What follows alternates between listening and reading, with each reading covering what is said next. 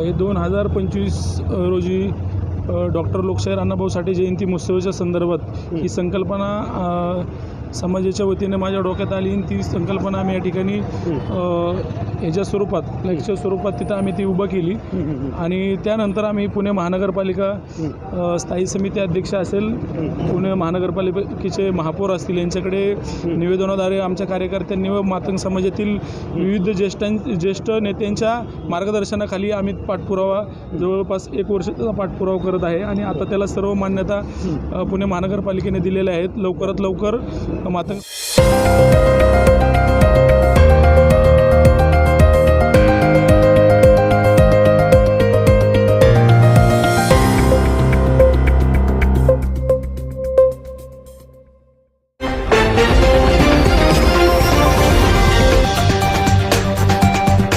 दैनिक भारत विचार, निर्भीड, अचूक, सत्य बातमी.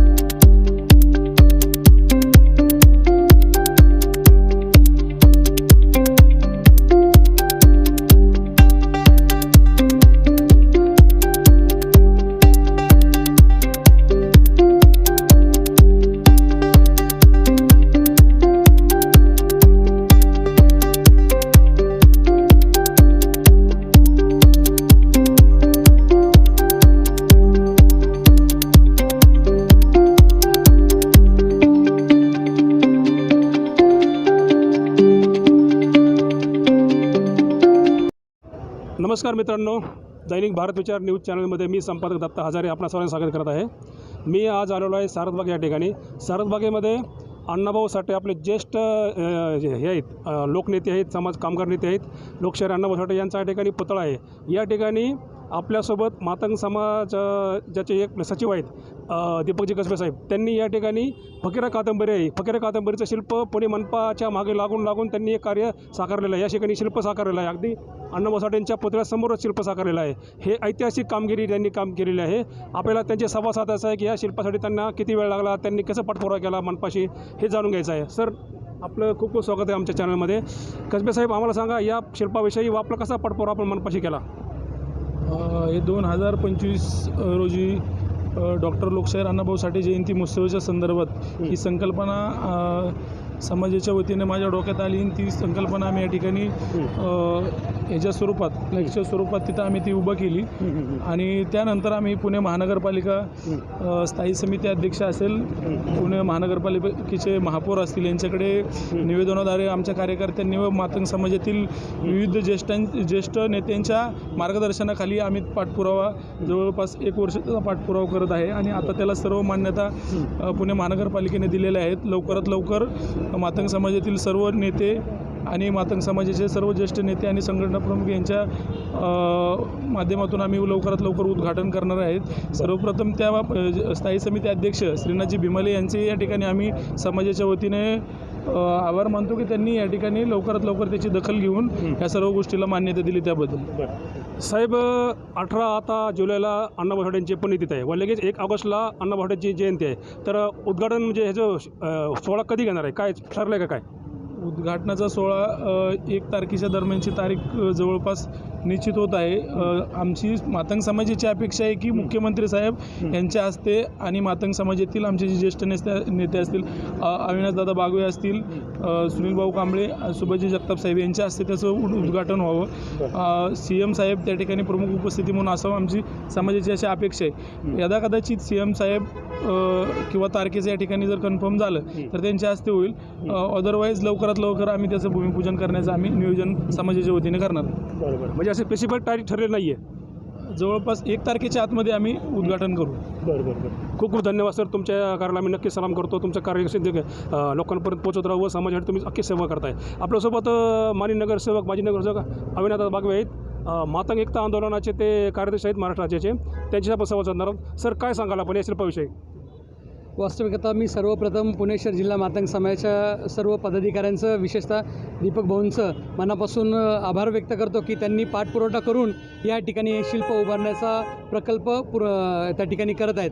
मी महानगरपालिकेचे देखील आभार व्यक्त करतो, पदाधिकाऱ्यांचे आभार व्यक्त करतो जे यासाठी बजेट उपलब्ध करून देतात. कारण हे शिल्प फकीरा कादंबरीचं शिल्प या ठिकाणी ऐतिहासिक जे अण्णाभाऊ साठेंचा पुतळा आहे त्या ठिकाणी ते उभारणार आहेत. हे केवळ एका कादंबरीचं एक प्रतीक नसून ते जीवनाच्या संघर्षावर मात करून आपण कसं पुढं जावं त्याचं प्रतीक ठरणार आहे. त्या ठिकाणी स्वाभिमानाचं प्रतीक ठरणार आहे. आणि असं त्या ठिकाणी आमच्या सर्व मातंग समाजासाठी एक अस्मितेचा विषय त्या ठिकाणी आहे. आणि म्हणून हे ठिकाणी आमच्यासाठी अत्यंत महत्त्वाचं आहे. 1 ऑगस्टला त्या त्याचं भूमिपूजन करण्याचं हे नियोजन होत आहे. आता कसं नेते लोकांचे हे तारीख आणि महानगरपालिकेचं नियोजन हे जे सांगड घालून त्या ठिकाणी ते लवकर करणार आहेत. आणि यासाठी सर्व विविध समाजाच्या घटकांचे नेत्यांनी सर्वांनी त्या ठिकाणी मदत केली आहे. विशेष त्या ठिकाणी पुढाकार दीपकजी कसबे साहेबांनी केला आहे. त्यांचं मनापासून आभार व्यक्त करतो. आणि महानगरपालिकेने लवकरात लवकर या ठिकाणी याचं भूमिपूजन करून हा प्रकल्प सुरू करावा आणि लवकर वेळेत तो पूर्ण करावा एवढीच या ठिकाणी समाजाच्या वतीने विनंती करतो. धन्यवाद. जय हिंद, जय महाराष्ट्र, जय लवजी. सर, दुसरा प्रश्न मला की वाटतोय, 1 तारखेला अण्णाभाऊ साठे जयंती आहे व आता 18 जुलैला अण्णाभाऊ साठेंची पुण्यतिथी आहे. खूप मोठा योग चांगलेला आहे. आपण भारतरत्न मिळावा अण्णाभाऊ साठेंना अशा खूप मागणी करताय सर, त्याविषयी काय बोलाल का? वास्तविक पत्ता वंदनीय अण्णाभाऊ साठेंना भारतरत्न मिळावा यासाठी अनेक वर्षापासून आमच्या समाजाने वेगवेगळे उपक्रम राबवून लढा दिला. त्याविषयी त्या ठिकाणी आवाज उठवला आहे. आणि महाराष्ट्र शासनाने देखील म्हणजे विधिमंडळाच्या तत्कालीन त्या ठिकाणी हे अध्यक्ष आहेत नानाभाऊ पटोले यांनी पत्र देऊन जवळजवळ 40 विविध 39 खासदार आणि जवळजवळ त्या ठिकाणी 60-65 आमदारांनी पत्र केंद्र सरकारला आहे. परंतु केंद्र सरकार दरबारी तो विषय प्रलंबित आहे. लवकर केंद्र सरकारने देखील त्याला मंजुरी द्यावी अशी आमची विनंती राहील. पण तत्पूर्वी सध्याच्या घडीला जो उपवर्गीकरणाचा विषय आहे तो आपल्या देशाच्या घटनापीठाने तो निर्णय दिलेला आहे. तो राज्य सरकारने तत्काळ लागू करावा आणि मोठ्या प्रमाणात मातंग समाजाला न्याय मिळवून द्यावा ही आमची त्या ठिकाणी विनंती राहणार आहे. सर, अबकड वर्गीकरणाचा विषय खूपच जोर धरत आहे. याविषयी काय सांगाल? वास्तविकता आत्ताच थोड्याच वेळात या ठिकाणी सलोका यात्रा पूर्ण राज्यभर सचिन बगाडेजी यांच्या नेतृत्वामध्ये त्या ठिकाणी निघालेल्या आहे. अनेक संघटना, अनेक त्या ठिकाणी नेते मंडळी आपापल्या पद्धतीत सलोका परिषद असेल, गोलमेज परिषद असेल, मेळावा असेल, त्या ठिकाणी जवाब दो आंदोलन असेल, आक्रोश मोर्चा असेल, या माध्यमातून सगळीकडे सरकारला जबाब विचारत आहेत.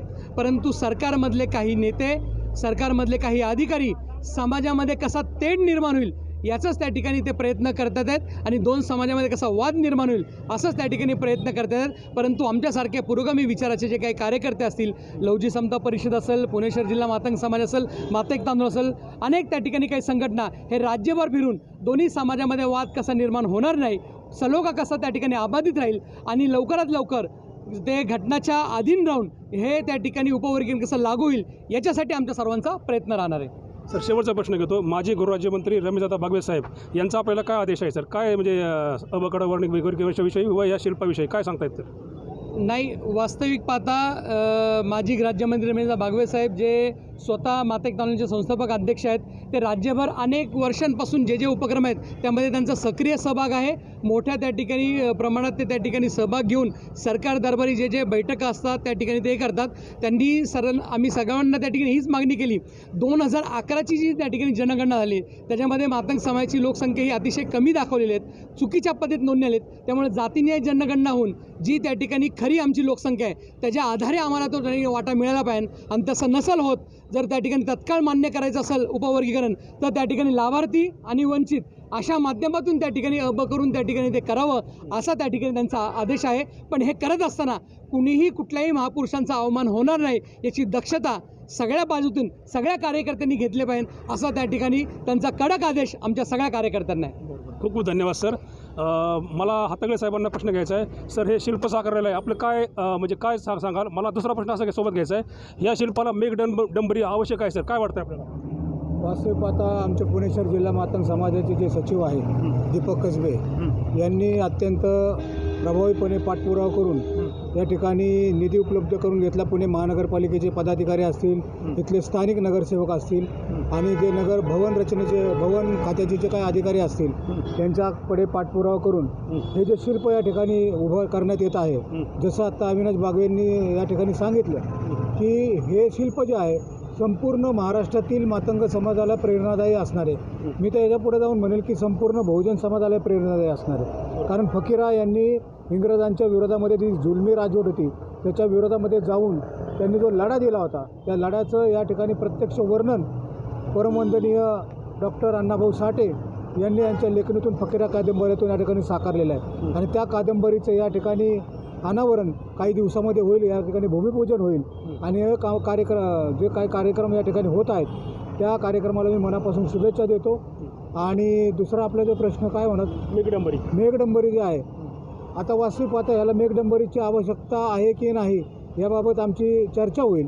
कारण हे जे अण्णाभाऊ साठेंना ऑलरेडी मेघडंबरी आहे आणि अण्णाभाऊ साठेंनी लिहिलेल्या पुस्तकाला जर असं ओपन ठेवलं तर निश्चितपणे ते सगळ्यांना दिसेल, सगळ्यांना येता जाता ते नजरेच पडेल. त्यामुळे मेघडंबरी तुर्तास तरी आवश्यक आहे असं मला तरी व्यक्तिशः वाटत नाही. परंतु जसं समाजाच्या मनामध्ये आलं ठरवलं तर निश्चितपणे त्या ठिकाणी मेघडंबरी होऊ शकते. खूप खूप धन्यवाद सर. मला नाही एक मिनिट बोला. दयानंदजी आडागळे साहेब आहेत आपल्यासोबत, त्यांचा खूप चांगला संवाद आहे. सर काय सांगाल या शिल्पाविषयी? या शिल्पाविषयी पुणे शहर जिल्हा मातंग समाजाचे सचिव दीपक भाऊ कसबे यांनी गेल्या वर्षभरापासून पुणे महानगरपालिकेकडे पाठपुरावा करून या शिल्पासाठी, फकीरा कादंबरीच्या शिल्पासाठी जो निधी उपलब्ध करून दिला त्याबद्दल सर्वप्रथम मी दीपक भाऊंचे आभार मानतो. आणि या सर्व उपक्रमाला पुणे शहर जिल्हा मातंग समाजाचे सर्व आजी माजी पदाधिकारी असतील, पुणे शहरातील मातंग समाज असतील, त्यांचा सर्वतोपरी पाठिंबा राहील आणि हा कार्यक्रम कसा यशस्वी होईल याच्या दृष्टिकोनातून सर्व समाज पाहिल. हीच मी समाजाला विनंती करतो की पुढच्या 1 ऑगस्टला हा जर नियोजित कार्यक्रम झाला तर सर्व समाज बांधवांनी या कार्यक्रमासाठी सहकार्य करावे असं मी समाजाला आवाहन करतो. खूप खूप धन्यवाद सर. तर या टीमला आपण नक्कीच शुभेच्छा देऊया. दीपकजी कसबे साहेब त्यांनी खूप मनपाची पाठपुरावा केलेला आहे या शिल्पाला साकारण्यासाठी व समाजाला एक आदर्श घडवून दिलेला आहे. आपल्यासोबत माननीय माजी नगरसेवक अविनाश बागवे त्यांनी खूप चांगला संवाद साधला. हातागळे साहेब आहेत त्यांनी खूप चांगला संवाद साधलेला आहे. या सर्वांच्या एकोप्याने आपण असंच इथं निश्चित करूया की 1 तारखेला माननीय मुख्यमंत्र्यांनी वेळ द्यावी व या शिल्पाला समाजापुढे साकार आणण्यासाठी योगदान द्यावं व त्यांना असं आम्ही या ठिकाणी आवाहन करतो. या ठिकाणी थांबतो. मी कॅमेरा निलेश सह संपादक दत्ता हजारे. धन्यवाद.